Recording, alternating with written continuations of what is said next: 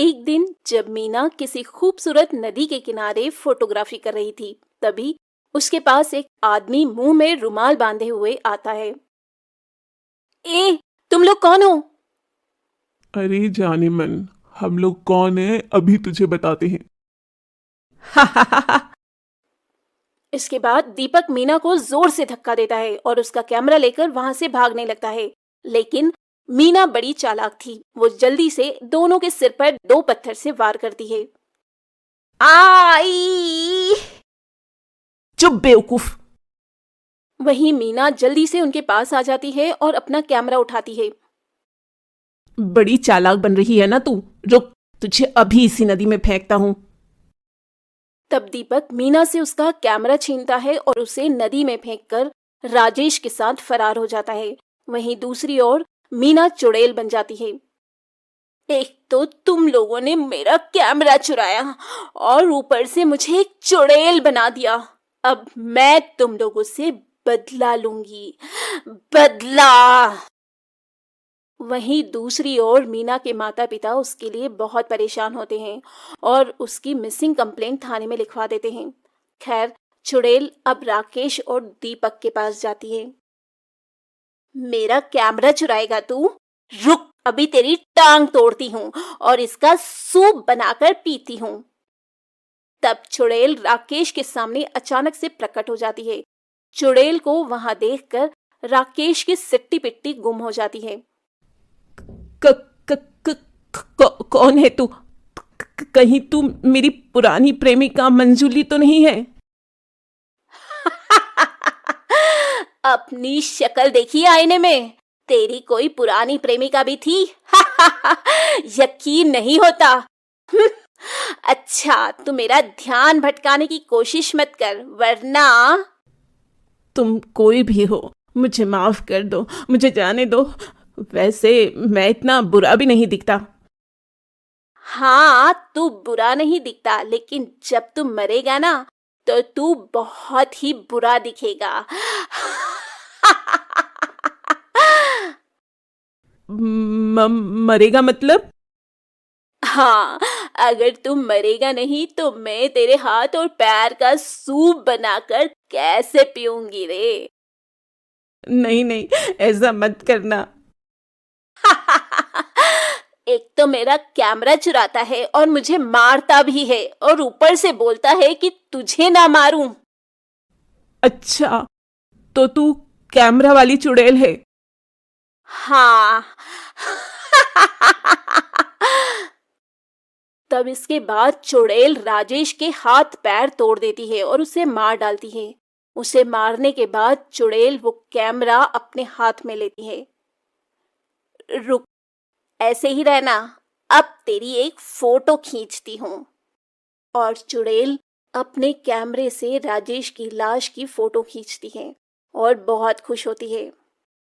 अगर मैं ना मरती ना तो बहुत अच्छी फोटोग्राफर बन जाती। वाह मीना, तेरी फोटोग्राफी का तो कोई जवाब नहीं। सोच रही हूँ, अब से मैं बुरे लोगों को ऐसे ही मारूंगी और उनकी ऐसे ही तस्वीर लूंगी। इसका मैं तो बड़ा मजा आने वाला है मीना। लेकिन सुनो दोस्तों, अगर ये वीडियो अच्छा लगे तो अभी लाइक करो और चैनल को सब्सक्राइब कर लो, वरना रात को मैं तुम्हें ढूंढ लूंगी और खा जाऊंगी। दूसरा वाला आदमी कहाँ है? पहले तो उसे मारूंगी और सोच रही हूँ कि उसकी खोपड़ी का सूप बनाकर पीऊं। और चुड़ैल अब दीपक को ढूंढने लग जाती है। वहीं शाम को जब दीपक राजेश के पास आता है तो देखता है कि किसी ने राजेश को बहुत बुरी मौत मारा है।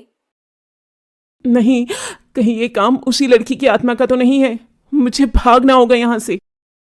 तभी वो वहां से भाग जाता। वहीं दूसरी ओर चुड़ैल एक आदमी की दुकान के पास जाती है। दरअसल वो आदमी मोहल्ले में बासी मिठाइयां बेचता था। इस आदमी की वजह से मेरा बहुत बुरा वाला पेट खराब हो गया था। इसे तो मारना ही पड़ेगा। खैर, वो आदमी अपनी दुकान बंद करके घर के लिए निकलने लगता है कि थोड़ी दूर आगे बढ़ने पर एक सुनसान गली में उसे चुड़ैल मिल जाती है। चुड़ैल? वो भी कैमरे वाली? आजकल चुड़ैलों के पास भी कैमरा होता है क्या? और क्या, हम लोग मॉडर्न जमाने के चुड़ैल हैं, हमारे पास सब कुछ होता है।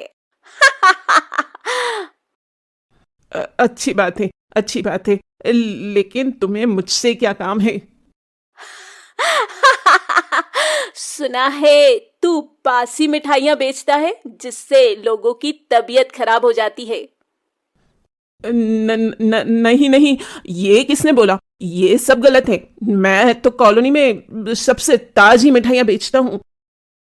तभी चुड़ैल अपनी शक्ति से उस आदमी की दुकान की मिठाइयां अपने हाथों में प्रकट करती है। अच्छा, तो ये ले, अपनी सारी मिठाई खा ले।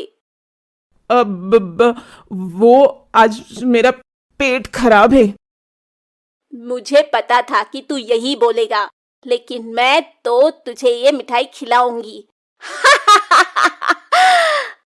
नहीं नहीं। जबरदस्ती उस आदमी के मुंह में मिठाई के डिब्बे को ठूंस देती है, जिससे उस आदमी की मौत हो जाती है। सुनो दोस्तों, अगर ये वीडियो अच्छा लगे तो अभी लाइक करो और चैनल को सब्सक्राइब कर लो, वरना रात को मैं तुम्हें ढूंढ लूंगी और खा जाऊंगी। बड़ा आया, मेरा पेट खराब करेगा। गया ना काम से। उसे मारने के बाद चुड़ैल उसकी तस्वीर ले लेती है। मोटा गेंडा कहीं का, इसकी तो फोटो भी अच्छी नहीं आई। इसके बाद चुड़ैल दीपक को ढूंढने लग जाती है, लेकिन फिर भी उसे दीपक का कहीं पता नहीं चलता। आखिर ये दुष्ट दीपक है कहाँ? पता नहीं क्यों मैं अपनी शक्ति से भी उसको देख नहीं पा रही हूँ। लगता है कुछ गड़बड़ है। तब तक मैं अपने नए शिकार को ढूंढती हूँ।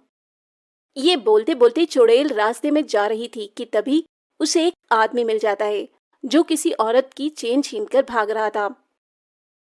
अभी इसको सबक सिखाती हूँ, चोर कहीं का।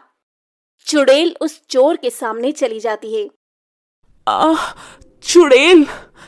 अरे चोर, कितनी चोरी करेगा? हाँ, जाने दे चुड़ैल, मेरी एक छोटी बेटी है।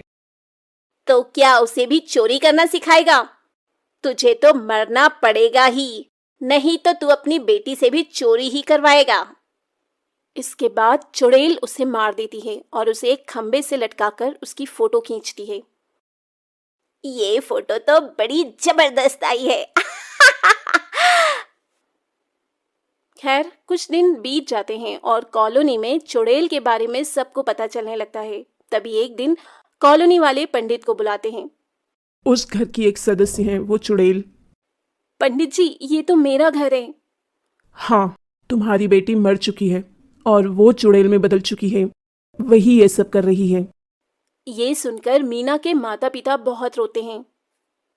रो मत बेटी, हमें उसकी आत्मा को मुक्ति दिलाना होगा। ठीक है पंडित जी, आप जो कहेंगे हम वही करेंगे। मीरा का एक खूनी है जो अभी तक पकड़ा नहीं गया है। हो सकता है कि उसके पकड़े जाने के बाद उसे मुक्ति मिल जाए। अच्छा पंडित जी। खैर, कुछ दिन बाद इंस्पेक्टर दीपक को पकड़ लेते हैं और उसे पकड़कर उसे हथकड़ियां लगाकर कॉलोनी में ले आते हैं, जहां आज कॉलोनी वाले पूजा करने वाले हैं। बेटा मीना, हमें पता है कि तुम्हारे साथ बहुत गलत हुआ है, लेकिन तुम बेवजह बेकसूरों को मत मारो।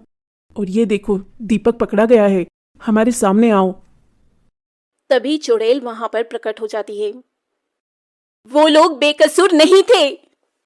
माना कि वो लोग बेकसूर नहीं थे, लेकिन कानून को अपने हाथ में मत लो मीना। हाँ बेटा, अब तो दीपक भी पकड़ा गया है, ये सब मत कर बेटा। हाँ बेटा, तू तो हमारी प्यारी बिटिया थी ना, तो फिर क्यों नहीं करती है ऐसा?